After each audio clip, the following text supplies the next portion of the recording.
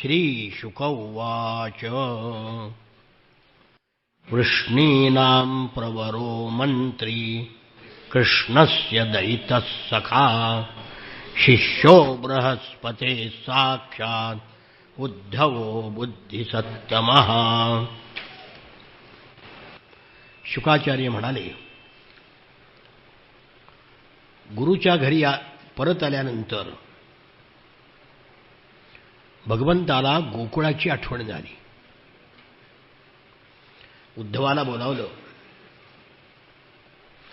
उद्धव हा वृष्णीकुळाचा मंत्री होता, सर्वात श्रेष्ठ प्रधानच होता. तो बृहस्पतीचा शिष्य होता, अतिशय बुद्धिमान होता आणि कृष्णाचा प्रिय मित्र होता. शरणागताची सगळी दुःख नाहीशी करणारे भगवान श्रीकृष्ण एके दिवशी आपला अनन्य भक्त उद्धव याचा हातामध्ये घेऊन म्हणाले,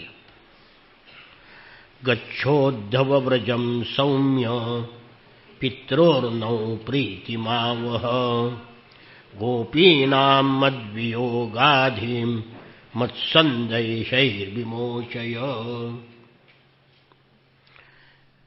हे सौम्य उद्धवा, तू गोकुळामध्ये जा, माझ्या मातापित्यांना आनंदित कर. माझा विरह झाल्यामुळे गोपींना जे दुःख झालं आहे त्यांना माझा निरोप जाऊन सांग.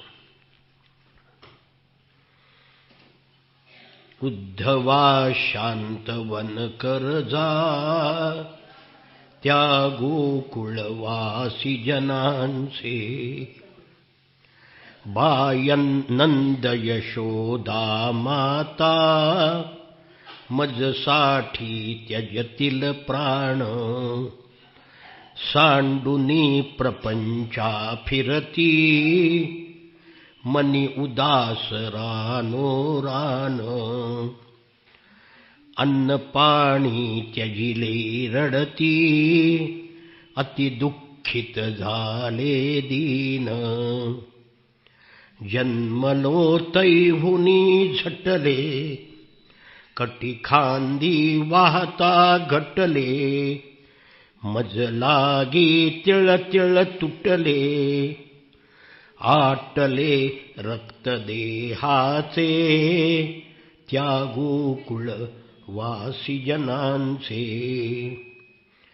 आई बाप त्यजुनी बाळे मज संगे खेळत होती गोडशाशी दोर्या अणुनी आवडीने मजला देती रात्रंदिवस फिरले मागे दधी गोरस चोरू येती मी तोडून आलो तटका तो जीवा लागला चटका मज वीण त्या युग समघटका आठवते प्रेम तयाचे त्या गोकुळ वासी जनांचे पतिसुतादिग्रह धन त्यजिले मजवरती धरुनी ममता मानिले तुच्छ अपवर्गा मज संगे निश्चल रमता मद्दत्त चित्त त्या गोपी नेत्रांतरिले उनि समता तिळतुल्यताही मनी उगल्या दृढ निश्चय करुनी तगल्या बहुधा त्या नसतील जगल्या बंगले मनोरथ त्यांचे त्या गोकुळ वासी जनांचे हरी आहे सुखरूप म्हणूनी भेटताची त्या सांगावी. सांग की समजता पुसले प्रत्युत्तर त्या मानावे. कथुनिया ज्ञान तया ते सांग की शोक त्यजावे. हे कार्य नव्हे तुझ योगे मजसाठी जावे वेगे. हे मध्व मुनीश्वर सांगे त्या नपवे ज्ञान जयाचे. त्या गोकुळ वासी जनांचे. मराठी 5वीला कविता होती आम्हाला. अजूनही ही कविता वाचताना डोळ्यातून अश्रुधारा लागतात. भगवान म्हणाले, गोपींचं मन प्राण नित्य माझ्यामध्ये लागलेलं आहे. त्यांचं जीवन, त्यांचं सर्वस्व मीच आहे. माझ्यासाठी त्यांनी आपले पती, पुत्र इत्यादींना सोडले. मनाने सुद्धा त्यांनी मला प्रियतम मानलं, आत्मा मानलं. त्यांनी माझ्याकरता लौकिक पारलौकिक धर्म सोडून दिले. त्यांचं पालन पोषण मी करतो. प्रिय उद्धवा, त्या गोपींचा परम प्रियतम मी दूर असल्यामुळे माझं स्मरण होऊन त्यांची शुद्ध हरपते. माझ्या विरहामुळे माझ्या भेटीची उत्कंठा वाढून त्या व्याकुळ होत असतात. त्या गोकुळामध्ये जा. मनमय झालेल्या माझ्या गोपी, येताना मी त्यांना सांगितलं होतं की मी परत येईन. कष्टाने कसेबसे त्यांनी प्राण धारण केले आहेत. उद्धवा, माझं चित्त आज शांत नाही. याच्यावर उद्धवागमन नावाचं दासगणू महाराजांनी अप्रतिम काव्य लिहिलं. अप्रतिम. आप्पांनी त्यांच्या कृष्णकथामृतामध्ये हा प्रसंग भारीचा रंगवलाय. उद्धवा, अरे माझी काहीतरी वस्तू हरवली रे. खूप विचार केला, कळेना काय हरवलंय काय हरवलंय. मन द्विधा झालं. अक्रूर जेव्हा मला न्यायला आला होता गोकुळामध्ये,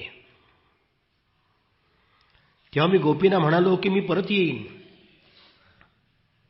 गोपिका म्हणाल्या, देवा तू खोटारडायस, तू परत येणार नाहीस. काहीतरी जामीन ठेवून जा. म्हणून उद्धवा,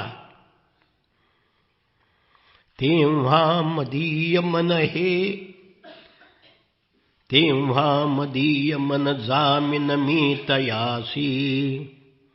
बादी धले म्हणून ते वसले व्रजासी. जाये म्हणून मन घेऊन शीघ्र माझे. हे कोण घेईल शिरी तुझ वीण ओझे. म्हणून माझं मन मी गोकुळामध्ये ठेवून आलोय. मथुरेमध्ये फक्त माझं शरीर आहे. गोकुळात जा, माझं मन तेवढं घेऊन ये. नंद आणि यशोदाना शतशः प्रणाम सांग.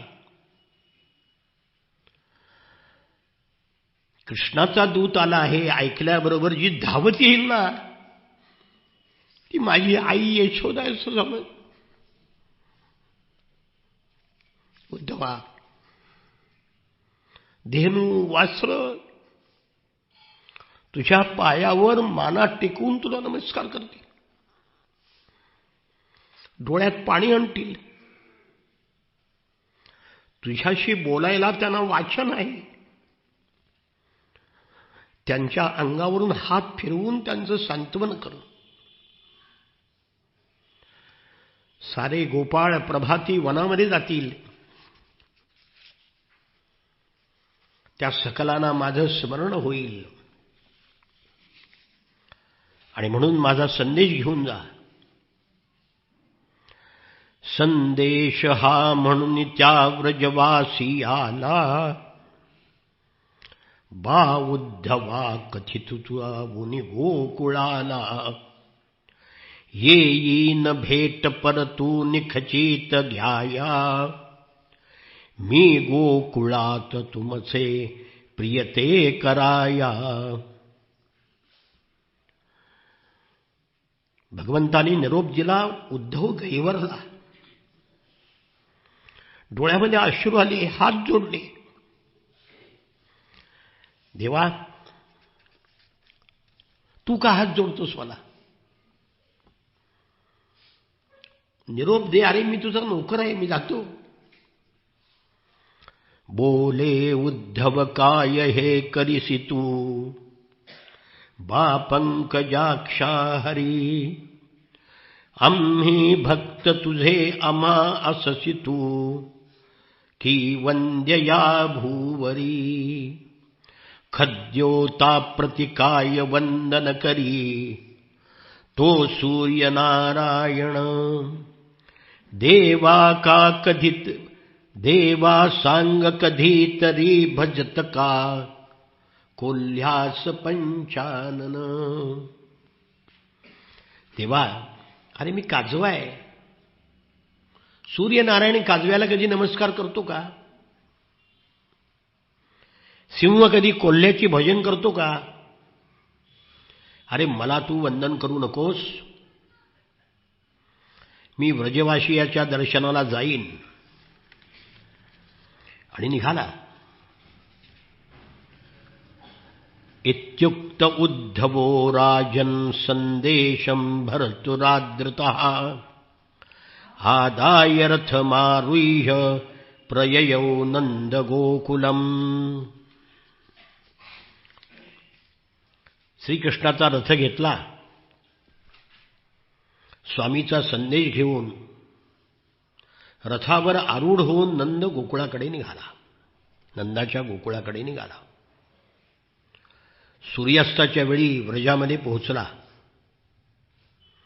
रानातून परत येणाऱ्या गुरांच्या खुरामुळे जी धूळ उडली होती त्यामुळे रथ झाकून गेला. त्या गोकुळामध्ये माजावर आलेल्या गायीसाठी माजलेले बैल आपसामध्ये झुंजत होते. त्यांच्या हंबरण्याने व्रजभूमी दुमदुमून गेली होती. नुकत्याच व्यालेल्या गायी दुधाने भरलेल्या सडानिशी आपल्या वासराकडे धावत निघाल्या होत्या. इकडे तिकडे उड्या मारणाऱ्या पांढऱ्या वासराने गोकुळ शोभत होतं. गायींच्या धारा काढण्याचा आवाज येत होता आणि वेणूचा मधुर आवाज ऐकू येत होता. तिथे सुंदर वस्त्रालंकार घातलेल्या गोपी गोप श्रीकृष्णाच्या आणि बलरामाच्या चरित्राचं लीलांचं गायन करीत होत्या. त्यामुळे गोकुळ अधिकच शोभत होतं. गोपांच्या घरामध्ये अग्नी, सूर्य, अतिथी, गायी, ब्राह्मण, देवता, पितर यांची धूपदीप फुलांनी पूजा होत होती. सगळं गोकुळ मनोरम दिसत होतं. चारी बाजूनी वन फुलांनी लढलेली होती.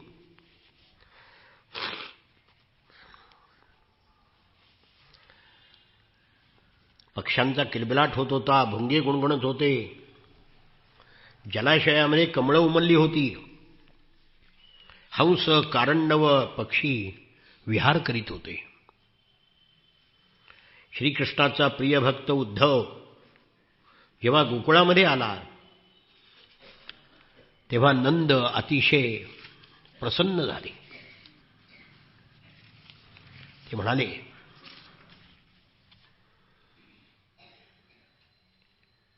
उद्धवा ये. त्याला आलिंगन दिलं. हुबेहूब उद्धव दिसायला कृष्णासारखा होता. कृष्णाची प्रतिछाया. पक्वान्नांचे भोजन वाढले. जेवण झाल्यावर आरामात पलंगावर पहुडला. त्याचे पाय वगैरे चेपून प्रवासाचा शीण दूर केला आणि मग विचारलं नंदानी, कच्चिदंग महाभाग सखा न शूरनंदनः आस्ते कुशल्यपत्याद्यैर युक्तो मुक्त सुहृद्वृतः. हे भाग्यवान उद्धवा, आमचा मित्र वसुदेव तुरुंगातून मुक्त झाला आहे. तो मुलासह मित्रासह खुशाल आहे ना. आपणच केलेल्या पापाचं फळ म्हणून कंस मारला गेला, बरं झालं. तो नेहमी यदुवंशीयाचा द्वेष करीत होता. उद्धवा,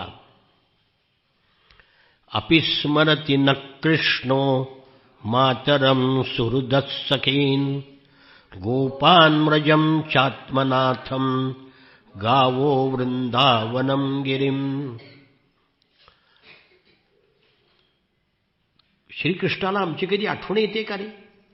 नंद म्हणाले, इथे त्याची आई आहे, हितचिंतक आहेत, मित्र गोप आहेत, व्रजातील लोक आहेत त्याला स्वामी मानणारे.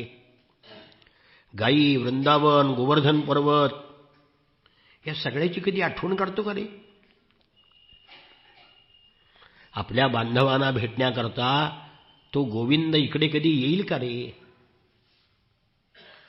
तो जर इथे आला तर त्याचं ते सुंदर नाक असलेलं सुहास्य नजरेनं पाहणारं मुखकमल आम्हाला पाहता येईल. उदार हृदयी श्रीकृष्णाने जे टाळण्याचा आमच्याकडे कधी उपाय नव्हता ते सगळं टाळलं. वणवा, तुफान, पाऊस, वृषासूर, अजगर अनेक प्रसंगातून त्यांनी आमचं रक्षण केलं. भगवंताचे पराक्रम, त्याचं विलासपूर्ण नेत्रकटाक्ष, त्याचं मनोहर हास्य, मधुर भाषण याची जेव्हा उद्धवा आठवण येते ना तेव्हा हातातील कामं थांबून जातात. कृष्णाच्या चरणाच्या चिन्हांनी विभूषित झालेली नदी, पर्वत, वने, क्रीडांगणे आम्ही पाहू लागलो म्हणजे त्यामध्ये तन्मय होऊन जातो. सिंह जसा पशूंना मारतो तसं त्यांनी 10,000 हत्तीचं बळ असणारा कंस, त्याचे पैलवान गजराज, कुवलया, पीड या सगळ्याला मारून टाकला. बळकट असं धनुष्य होतं, काठी मोडावी हत्तीनं तसं मोडून टाकलं. 7 दिवसपर्यंत गोवर्धन पर्वत उचलून धरला. सुरासुरावर विजय मिळवला. प्रलंब, धेनुक, अरिष्ट, तृणावर्त, बक दैत्यांना सहज मारलं. शुकाचार्य म्हणतात, राजा श्रीकृष्णाच्या प्रेमामध्ये सगळे रंगून गेले. एकेका लीलेचं स्मरण करू लागले. व्याकुळ झाले. उत्कंठा वाढली. नंद सांगत असलेल्या कृष्णाच्या लीला ऐकून यशोदेच्या डोळ्यातून सुद्धा अश्रुधारा वाहू लागल्या. पुत्रस्नेहामुळे तिच्या स्तनातून दुधाच्या धारा वाहत होत्या. नंद आणि यशोदा यांचं कृष्णाविषयीचं प्रगाढ प्रेम पाहून उद्धव आनंदमग्न होऊन गेला. तो म्हणाला, युवां श्लाघ्यतमो नूनं देहिनां इह मानद नारायणेऽखिल गुरौ यत्कृताम् अतिरीदृशी. हे प्रेम बघायलाच उद्धवाला पाठवलं होतं. हे मान्यवरांनो, चराचराचे गुरु असणाऱ्या भगवान नारायणाबद्दल आपल्या मनामध्ये इतका प्रेमभाव आहे म्हणून आपण सर्वात भाग्यवान आहात. बलराम आणि श्रीकृष्ण पुराण पुरुष आहेत. साऱ्या विश्वाचे उपादान कारण आणि निमित्त कारण आहेत. पुरुष आणि प्रकृती तेच आहेत. सगळ्यांच्या शरीरामध्ये आत्मा तोच आहे. जो जीव मृत्यूच्या वेळी का होईना क्षणभर त्याच्या ठिकाणी मन एकाग्र करतो, तो सर्व कामवासना कर्मवासनांना धुवून टाकतो, ब्रह्ममय होतो आणि मोक्ष प्राप्त करतो. भगवान सर्वांचे आत्मा आणि परमकारण आहेत. त्याच्याच ठिकाणी सुदृढ प्रेमभाव धारण करा असं त्यांनी सांगितलं होतं. उद्धव म्हणाला, तो भगवान थोड्याच दिवसात व्रजामध्ये येईल, हा निरोप घेऊन मी आलो आहे. आपल्या आईवडिलांना गोकुळाला ते आनंदित करतील. कृष्णाने यादवाचा शत्रू असलेला कंसाला मारून आपलं म्हणणं खरं केलं. हे भाग्यशाली मातापित्यानो, खेद करू नका. कृष्ण तुमच्याजवळच आहे, कुठेही गेला नाही. अग्नी जसा लाकडामध्येच व्याप्त असतो, तसं सर्व प्राण्यांच्या हृदयामध्ये तो विराजमान आहे. सर्वत्र त्याचा समभाव आहे. शत्रुत्व करणाराचं सुद्धा तो शत्रुत्व करत नाही. तो प्रेम करणारावर तो प्रेम करेल. यात नवल काय? या लोकी त्याला काहीही कर्तव्य नाही. जगाची उत्पत्ती स्थिती संहार करण्याकरता तो अवतार घेतला आहे. नंद यशोदानो, तो केवळ तुमच्या दोघांचाच पुत्र आहे असं नाही, सर्व प्राण्यांचा आत्मा आहे. एकही वस्तू त्याच्यापासून वेगळी नाही, सर्वत्र तोच आहे.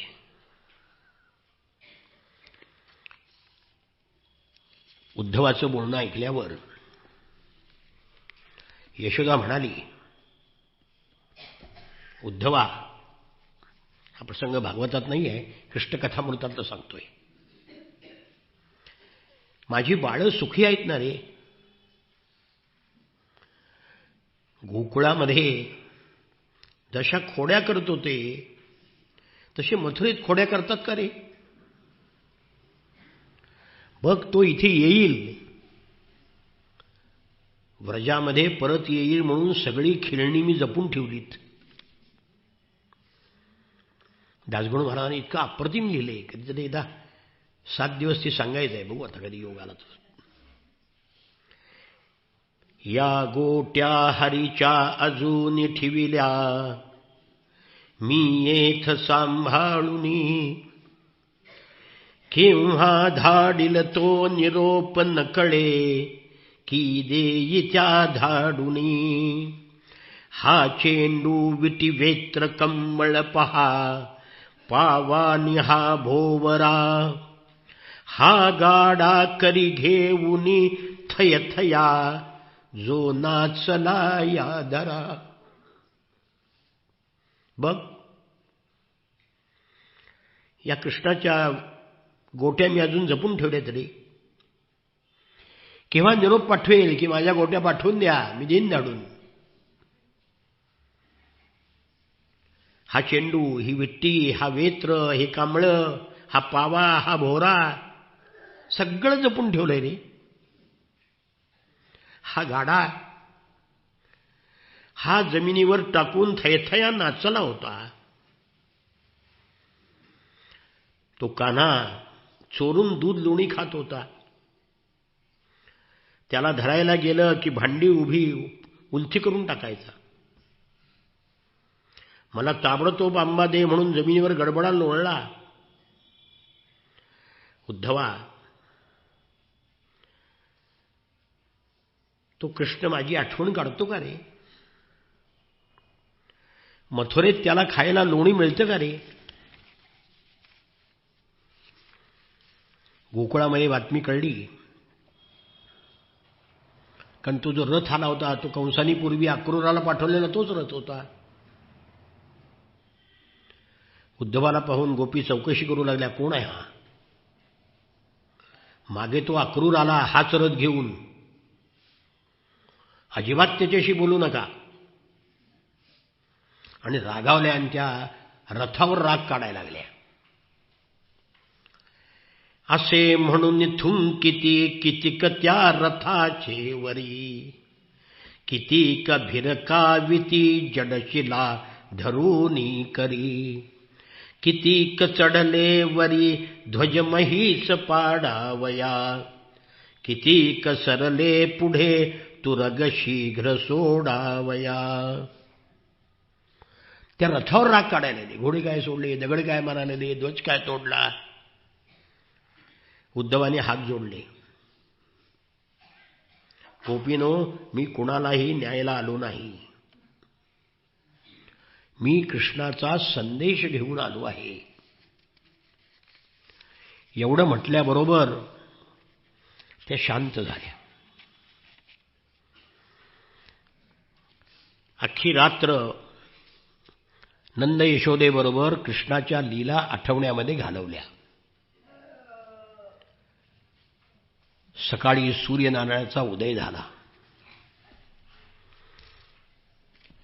गोकुळवासी लोकांनी दरवाजामध्ये रथ पाहिला आणि आपला राग मगा सांगितल्याप्रमाणे व्यक्त केला. शुकाचार्य म्हणतात,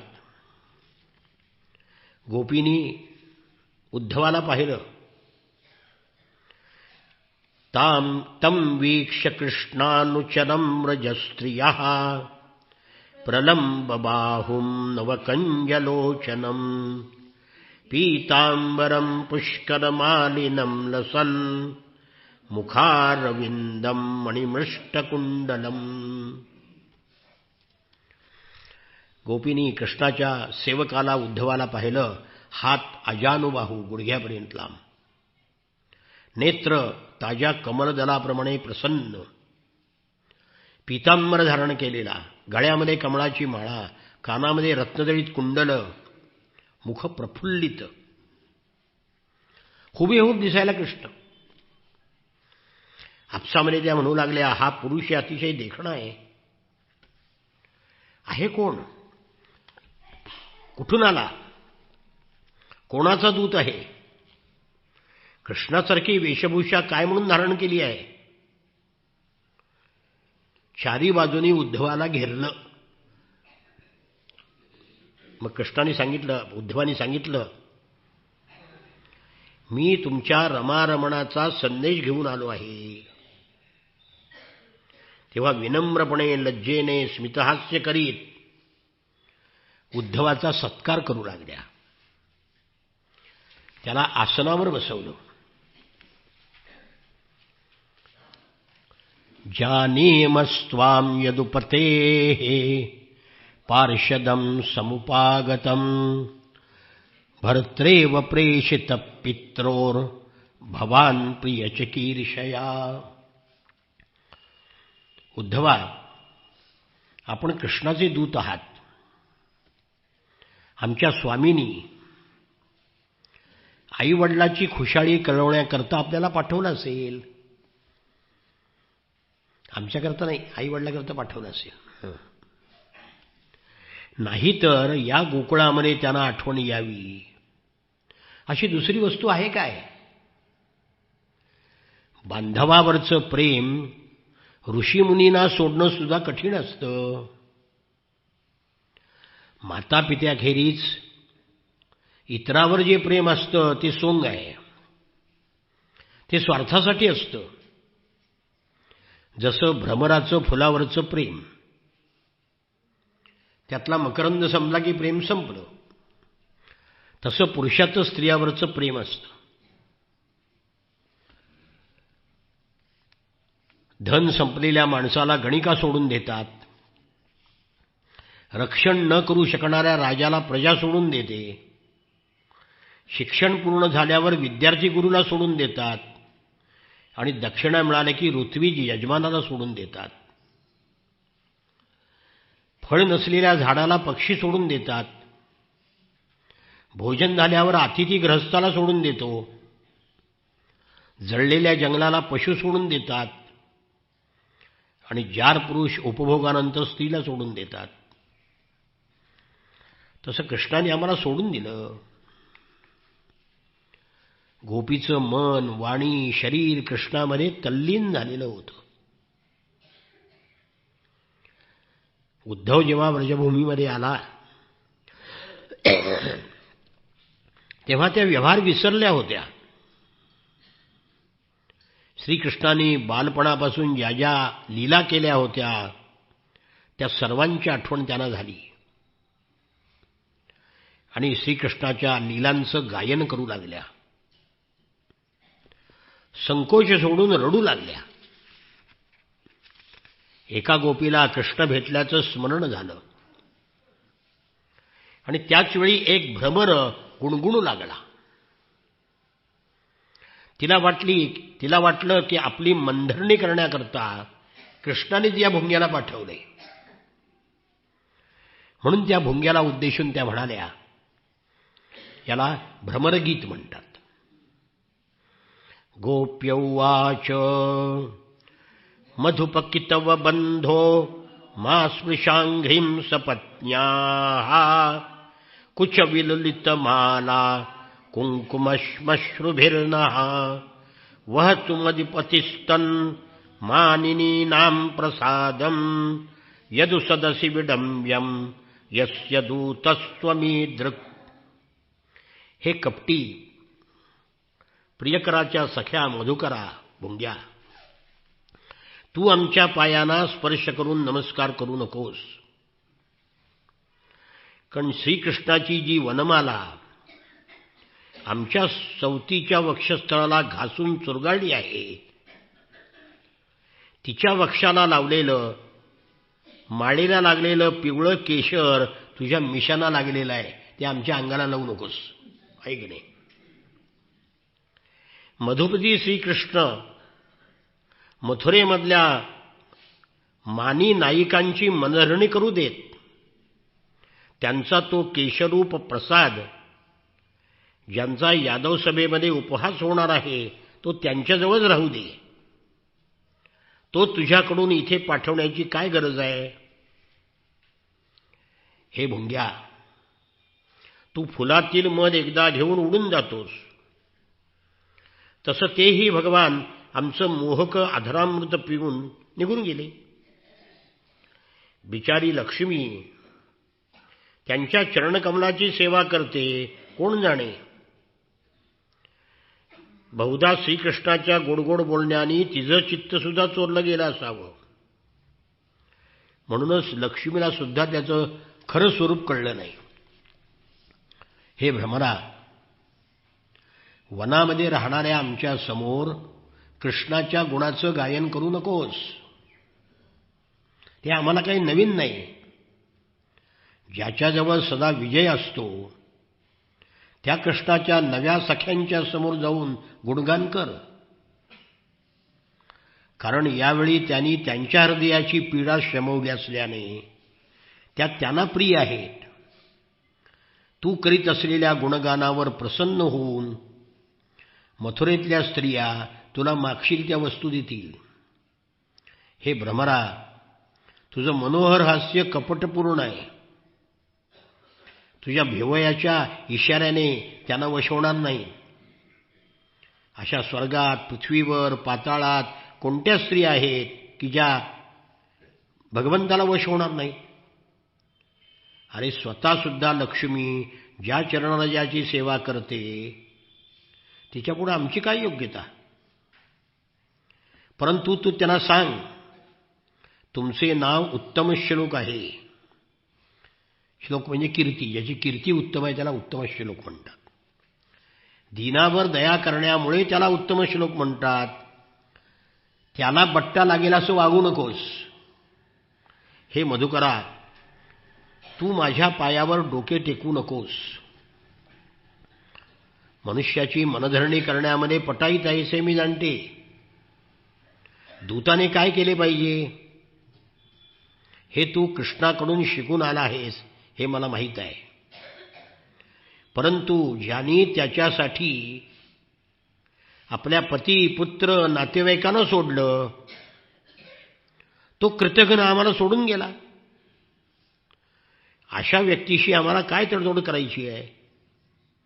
अरे मधुकरा, त्यांचा जेव्हा रामावतार होता तेव्हा त्यांनी कपिराज वालीला व्याधाप्रमाणे लपून मारलं. शूर्पणखा त्याची कामना करीत होती, पण पत्नी प्रेमाने त्या बिचाऱ्या स्त्रीचे कान नाक कापून तिला कुरूप केलं. कावळा जसा बळी घालणाराचा बळी खाऊन पुन्हा त्यालाच त्रास देतो, तसं बलीकडून वामन रूपाने दान घेऊन त्यालाच वरुणपाशाने बांधलं आणि पाताळात ढकललं.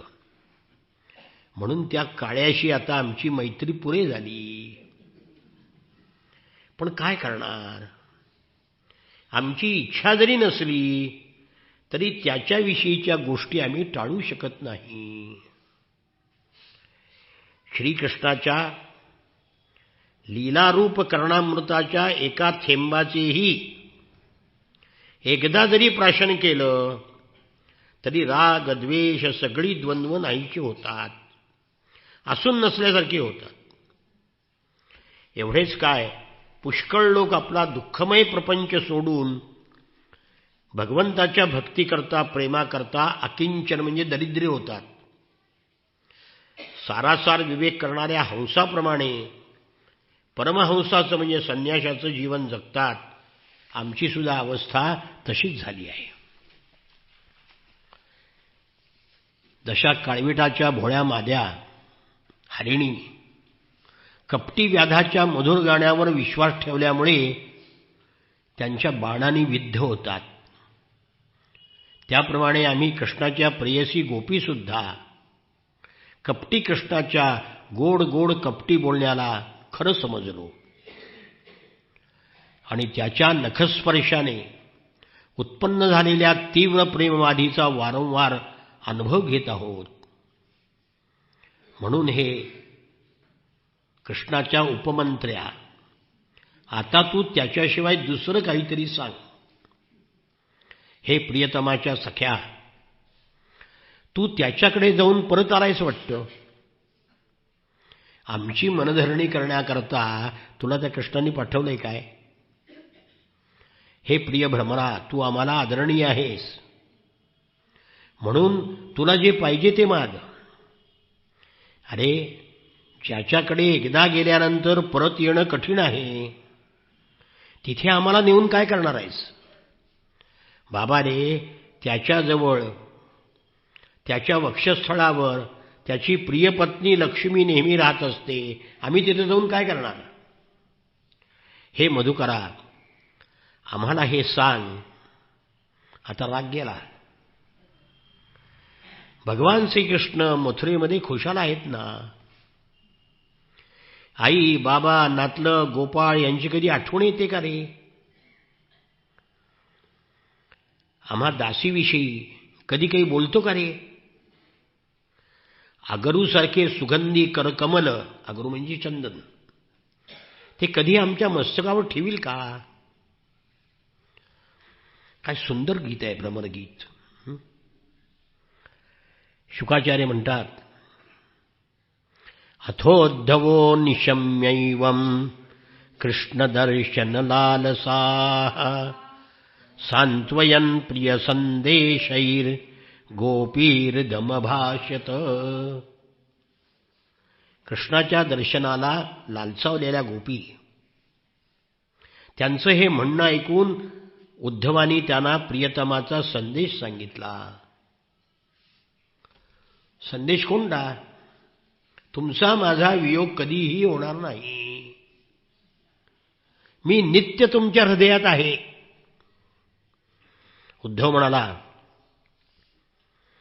अहो यूयं स्म पूर्णार्था भवत्यो लोकपूजिताः वासुदेवे भगवती यासाम्यत्यर्पितं मनः.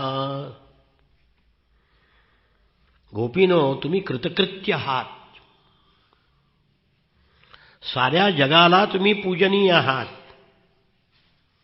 कारण भगवान श्रीकृष्णाला अशा प्रकारे तुम्ही मन समर्पित केलं आहे. दान, व्रत, तप, होम, जप, वेदाध्ययन, ध्यान, धारणा, समाधी आणि कल्याणाचे विविध उपाय, याच्याद्वारा भगवंताची भक्ती प्राप्त व्हावी एवढाच उद्देश असतो. याच्याशिवाय तुम्हाला भक्ती प्राप्त झाली नाही. कोणतेही साधन करायची गरज नाही. तुमची पवित्र कीर्ती भगवान श्रीकृष्णाच्या ठिकाणी मुनींना सुद्धा दुर्लभ आहे अशी भक्ती तुम्हाला प्राप्त झाली आहे. सर्वोत्तम भक्ती आहे. त्या भक्तीचा आदर्श तुम्ही लोकापुढे ठेवला आहे, ही भाग्याची गोष्ट आहे. दिष्ट्या पुत्रान् पतीन् देहान् स्वजनान् भवनानि च हित्वा वृणीत यूयं यत् कृष्णाख्यं पुरुषं परम. किती भाग्याची गोष्ट आहे. तुम्ही पुत्र, पती, शरीर, स्वजन, घर, दार सगळं सोडून देऊन कृष्णाला वरलं आहे. हे भाग्यशाली गोपीनो, कृष्णाच्या वियोगामध्ये तुमची त्याच्या ठिकाणी जी एकांत भक्ती जडलेली आहे तिचे दर्शन मला झाले. मी भाग्यवान आहे. उद्धवाला वाटत होतं की मीच सगळ्यात मोठा भक्त. तो अभिमान घालवण्याकरता भगवंतांनी पाठवलं, जा गोपीची भक्ती बघ म्हणली. मी स्वामीचं गुप्त काम करणारा दूत आहे. श्रूयतां प्रिय संदेशो भवतीनां सुखावहा यमादायागतो भद्रा अहं भर्तुरस्करा. मी कृष्णाचा दूत आहे. देवीनो, कृष्णाने तुम्हाला आनंद देण्याकरता एक संदेश पाठवला आहे. तो संदेश घेऊन मी आलोय. ऐका. श्री भगवान उवाच भवतीनां वियोगो मे नहि सर्वात्मना क्वचित् यथा भूतानि भूतेषु खं वैव्यग्निर्जलं महि तथाहं मनः प्राण भूतेन्द्रियगुणाश्रया. तुमचा माझ्याशी कधीही वियोग होऊ शकत नाही हा निरोप. एका वाक्यात उत्तर द्या. त्याला माझ्यासारखा मास्तरच लागतो. बाकीच्या प्रवचनकाराचं उलट आहे. ती एका वाक्याची 1000 वाक्य सांगतात. एक शब्दच 3-3 दिवस चालू असतो. एकच शब्द. भवतीनां वियोगो मे. भवतीनां म्हणजे आपला. आपला आणि माझा वियोग कधीही होणार नाही. का? सर्व भौतिक पदार्थामध्ये आकाश, वायू, अग्नी, जल, पृथ्वी पंचमहाभूत जशी व्यापून आहेत तसं मी मन, प्राण, पंचमहाभूत, इंद्रिय या सगळ्यांचा आश्रय मीच आहे. जळी स्थळी काष्टी पाषाणी मीच आहे. तुमचा माझा वियोग होईल कसा? मीच आपल्या मायेच्या द्वारे पंचमहाभूते, इंद्रिये, विषय आणि स्वतःलाच उत्पन्न करतो, पाळतो आणि विलीन करतो. मायेपासून वेगळा झालेला आत्मा विशुद्ध ज्ञानरूप आहे. त्याचा त्रिगुणाशी संबंध नाही, पण तरी तो प्रत्ययाला येतो. जागा झालेला मनुष्य स्वप्नात पाहिलेले पदार्थ खोटे आहेत असं मानतो. तसं ज्ञान झालेला माणूस हे विश्व खोटं आहे असं मानतो. तुम्हाला आम्हाला अज्ञानी माणसाला जग खरंच आहे बरं का. तुम्हाला आम्हाला जग खोटं नाही आहे. आपल्याला खरंच आहे. पण ज्याला जळीस्थळी काष्टी पाषाणी परमेश्वर दिसतो, साक्षात्कार होतो, त्याला जग खोटं आहे. सर्व नद्या जशा वेगवेगळ्या मार्गाने वाहत जाऊन समुद्रालाच मिळतात तसं सगळे मार्ग ज्ञानी माणसाचा वेदाभ्यास, योग, आत्मानात्मविवेक, त्याग, तपश्चर्या, इंद्रिय संयम, सत्य, मनाचा निग्रह, हे सगळं शेवटी परमात्म्यालाच मिळतं. गोपीनो, भगवान म्हणतात की मी तुम्हाला प्रिय असून सुद्धा तुमच्या दृष्टीपासून दूर राहतो, कारण तुम्ही नेहमी माझं ध्यान करता. त्यामुळे मनाने माझ्याजवळ राहण्याचा अनुभव तुम्हाला यावा म्हणून मी दूर आहे, पण मनाने मी तुमच्या जवळच आहे. कारण स्त्रियांचं चित्त आपल्या दूरदेशी असलेल्या प्रियतमाच्या ठाई जितकं गुंतून राहतं, तितकं डोळ्यासमोर असणाऱ्या राहणाऱ्या ठिकाणी राहत नाही. जवळ असल्यावर माणसाला आठवण होत नाही, दूर गेल्यावर आठवण होते. म्हणून मी दूर आहे. कोणतीही वृत्ती मनामध्ये उठू न देता संपूर्ण मन माझ्या ठिकाणी लावून जेव्हा तुम्ही माझं स्मरण कराल तेव्हा मला कायमच्या प्राप्त व्हाल. हे कल्याणीनो, वृंदावनामध्ये जेव्हा मी पौर्णिमेच्या रात्री रासक्रीडा केली होती त्यावेळी काही गोपींना त्यांच्या आप्तांनी येऊ दिलं नाही म्हणून त्या गोकुळातच राहिल्या, रासक्रीडेमध्ये सामील होऊ शकल्या नाहीत. त्या माझ्या लीलांचं स्मरण केल्याने मलाच प्राप्त झाल्या. घरी एकाग्रपणे त्या माझंच ध्यान करायला लागल्या आणि त्यांनी शरीर सोडून दिल्याने माझ्याशी एकरूप झाल्या. शुकाचार्य म्हणतात, एवं प्रियतममादिष्टम् आकर्ण्य व्रजयोषितः ता ऊचोरुद्धवम् प्रीता तत्सन्देशागत स्मृती. भगवान श्रीकृष्णाचा प्रियतमाचा हा संदेश ऐकून गोपींना अतिशय आनंद झाला. या संदेशामुळे श्रीकृष्णाचं स्वरूप आणि लीलेचं स्मरण होऊ लागलं. गोपी म्हणाल्या, गोप्यौचुः दिष्ट्या हितो हतः कंसो यदूनां सानुगोगकृत् दिष्ट्याप्तैर्लब्ध सर्वार्थैः कुशल्यास्ते च्युतोऽधुना. यादवांचा शत्रू पापी कंस मारला गेला, ही आनंदाची गोष्ट झाली. श्रीकृष्णाच्या आप्तेष्टांचे सर्व मनोरथ पूर्ण झाले. ते सर्वजण आता खुशाल आहेत. ही काही कमी आनंदाची गोष्ट नाही. पण उद्धवा, एक गोष्ट तुम्ही आम्हाला सांगा. ज्याप्रमाणे आम्ही आमचे प्रेमयुक्त लज्जापूर्ण स्मितहास्य आणि त्याच्याकडे मनसोक्त पाहणं, त्याची पूजा करीत होतो, तेही आमच्यावर प्रेम करत होते. म्हणजे आमच्यावर तो प्रेम करत होता, आम्ही त्याच्यावर प्रेम करत होता. असं प्रेम मथुरेतल्या स्त्रियावर सुद्धा तो करतो का रे? आला मत्सर. दुसरी म्हणाली, अगं सखी, आमचे श्यामसुंदर प्रेमाची मोहिनी घालण्यामध्ये निष्णात आहेत आणि श्रेष्ठ स्त्रियाही त्याच्यावर प्रेम करतातच. जेव्हा नगरातील स्त्रिया गोडगोड बोलण्याने विलासाने त्याची पूजा करतील तेव्हा ते त्यांच्यामध्ये का रममाण होणार नाहीत? दुसरी एक गोपी म्हणाली, हे साधो, जेव्हा कधी नागरी स्त्रियांच्या समूहामध्ये काही गप्पा चालतात, श्रीकृष्ण स्वच्छंदपणे त्यांच्यामध्ये सामील होतात, तेव्हा आमच्या खेडवळ गवळणीची त्यांना आठवण तरी होते का रे?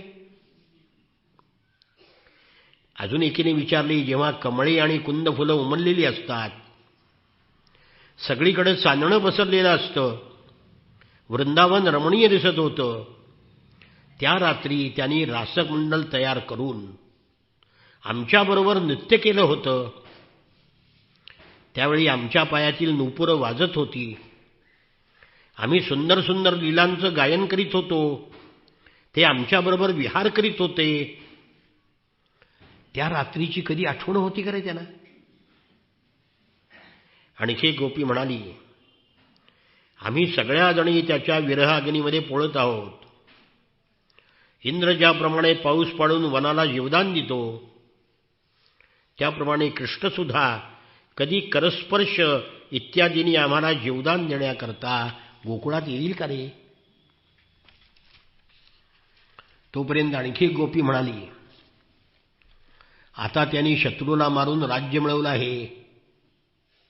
आता तो राजकुमारीशी विवाह करून आप्तेष्टाबरोबर आनंदाने राहील. इकडे कशाला येईल तो? दुसरी म्हणाली, महात्मा श्रीकृष्ण स्वतः लक्ष्मीपती आहेत. त्यांना कसलीच कामना नाही. ते कृतकृत्य आहेत. आम्ही वनवासी गवळणी काय आणि राजकुमारी काय, त्यांना काय करायचंय? संसारात कोणतीही आशा न धरणं हे सगळ्यात मोठं सुख आहे. परम सौख्यम हि नैराश्यम स्वैरण्यमप्याह पिंगला तज्जानतीनां न कृष्णे तथाप्याशा दुरत्यया. त्या पिंगला वेश्येने जेव्हा आशा सोडून दिली तेव्हा सुखाने झोपली. पुढे 11 स्कंदामध्ये कथा आहे ती. तेव्हा आपण आशा सोडल्याशिवाय सुख मिळत नाही हे माहीत असून सुद्धा कृष्णाशी भेटण्याची आशा सोडून देऊ शकत नाही. याची कीर्ती महात्मे गातात. ज्यांनी एकांतामध्ये आमच्याशी प्रेमाच्या गोष्टी केल्या, त्याला विसरणं कोणाला कसं शक्य आहे? त्याची इच्छा नसताना सुद्धा लक्ष्मी एक क्षणभर त्याला सोडून दूर जात नाही. उद्धव महाराज, बलरामासह कृष्ण जिथे विहार करीत होता तीच ही नदी, तोच हा पर्वत, तेच हे वनप्रदेश. त्यांना चारण्यासाठी ते नेत त्याच या गायी आणि त्याच वेणूचे हे स्वर अजूनही इथे घुमत आहेत. इथे प्रत्येक जागी परमसुंदर चरणकमलाची चिन्ह उमटलेली आहेत आणि ती चिन्ह आम्हाला भगवंताची आठवण करून देतात. म्हणून आम्ही त्यांना विसरूच शकत नाही. त्याची ती सुंदर चाल, उन्मुक्त हास्य, विलासपूर्ण पाहणं, मधुरवाणी यांनी आमचं चित्त हिरावून घेतलं आहे. म्हणून आम्ही त्याला विसरू शकत नाही. कशा विसरू? हे स्वामी, हे लक्ष्मीनाथ, हे व्रजनाथ, आमची संकट तुम्ही दूर केलीत. हे गोविंदा, दुःखसागरात बुडालेल्या गोकुळाला तुम्ही वाचवा. शुकाचार्य म्हणतात, श्रीकृष्णाचा संदेश ऐकून गोपीच्या विरहाची व्यथा शांत झाली. कारण इंद्रियातीत असलेला कृष्ण आपला आत्मा आहे हे त्यांना कळलं. आता ज्ञान झालं आणि त्यांनी उद्धवाचा सत्कार केला. गोपींचा शोक मिटवण्याकरता उद्धव काही महिने राहिला. सगळ्यांना आनंदित करत होता. जितके दिवस गोकुळामध्ये राहिला तितके दिवस श्रीकृष्णाच्या गोष्टी सगळ्यांना सांगितल्या. भगवंताचा भक्त उद्धव यांनी सगळं गोकुळ पाहिलं. नदी, वन, पर्वत, दऱ्या, फुलांनी लगडलेले वृक्ष, कुठे कृष्णाने कोणती लीला केली असं विचारून, कृष्णाचं स्मरण करून स्वतः त्यामध्ये रममाण झाला. आणि गोपीची अशा प्रकारची तन्मयता पाहिली आणि कृष्णविषयक प्रेमाने अंतःकरण भरून आलं. गोपीना तो म्हणाला, एता परम तनुभृतो भुवि गोपवध्वो गोविंद एव निखलात्मनि रूढभावाः वाञ्छन्ति यद्भवभियो मुनयो वयञ्च किं ब्रह्म जन्मभिरनन्त कथारसस्य. गोपीनो,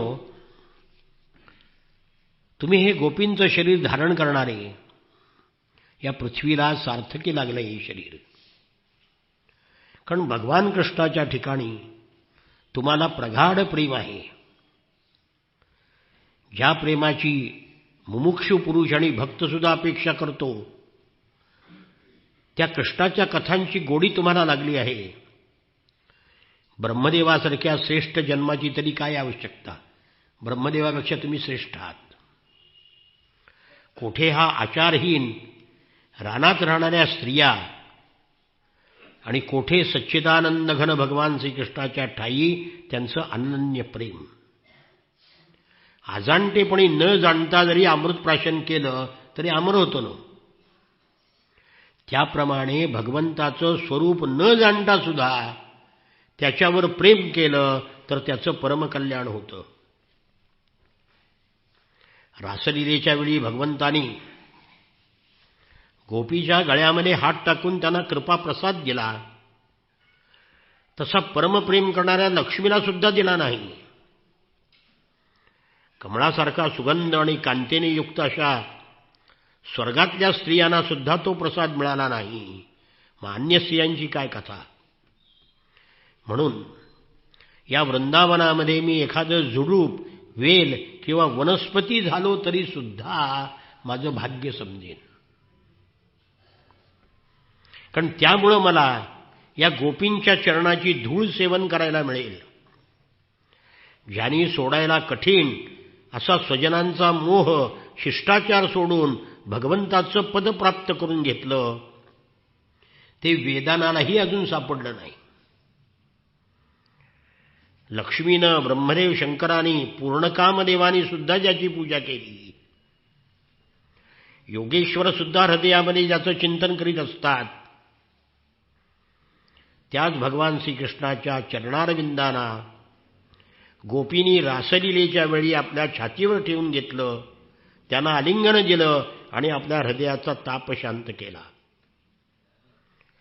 या व्रजात राहणाऱ्या गोपांगनाच्या चरणधुळीला मी नमस्कार करतो. त्यांच्या पायाच्या चरणधुळीला नमस्कार केला उद्धवानी. वंदे नंद व्रजस्त्रीणाम पादरेणुमभीक्षणशः यासाम हरे कथोद्गीतम पुनाति भुवनत्रयम. त्रैलोक्याला पवित्र करणाऱ्या चरणधुळीला उद्धवानी वारंवार नमस्कार केला. आणि मग 6 महिन्यानंतर जवळजवळ कित्येक महिने राहिला, नंद, यशोदा, गोपी यांचे निरोप घेऊन मथुरेला जाण्याकरता रथावर स्वार झाला. गोकुळच्या लोकांनी त्याला अनेक भेटवस्तू दिल्या, डोळ्यामध्ये अश्रू आणले आणि म्हणाले प्रेमाने, आमच्या मनाच्या वृत्ती कृष्णाच्या चरणकमलाच्या आश्रयाने राहोत. आमच्या वाणी त्याच्या नामाचे उच्चारण करी, आमचं शरीर त्यांना प्रणाम करू. भगवंताच्या इच्छेने आम्हाला कोणत्याही योनीमध्ये जन्म येऊ, पण तिथे भगवंताच्या ठाई आमचं प्रेम असो. परीक्षित राजा, गोपांनी अशा प्रकारे कृष्णाप्रमाणे समजून उद्धवाचा सन्मान केला, त्याला कृष्ण समजूनच. आणि मग तो मथुरेला परत आला. मथुरेला पोचल्यावर श्रीकृष्णाला नमस्कार करून सगळा वृत्तांत सांगितला. आणलेल्या भेटवस्तू वसुदेव, बलराम, उग्रसेनाला दिल्या. सगळं झाल्यावर भगवान म्हणाले, उद्धवा, माझं काम केलंस का? काय? अरे माझं मन घेऊन यायला सांगितलं होतं तुला, आणलंच का? देवा, तुझा आत्माच तिथं आहे, आत्म्याला सोडून मन राहील का?